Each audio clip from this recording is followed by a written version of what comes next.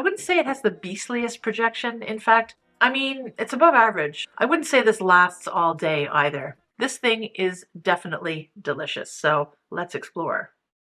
It truly smells like a dessert. With Khamra, I get fresh applesauce with cinnamon and nutmeg being folded into a date paste, which has been watered down a bit to allow lighter textured ingredients to blend in well. And I do cook a bit, so I know what I'm envisioning here. I can just imagine myself at the kitchen counter now, squeezing in the juice of a lemon, and then after mixing that in, stirring in some melted milk chocolate, vanilla, and hazelnut grounds. Oh my goodness.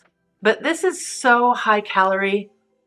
Oh, and probably a good thing then that it's made to be sprayed onto one's person rather than into it, you know.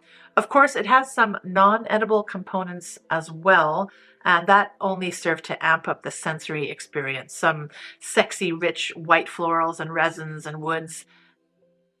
And I think the star of the show in this fragrance is definitely the dates. But that sweet, sticky fruit doesn't hog the stage. It does allow the supporting characters to shine and make the fragrance smell better than the sum of its parts.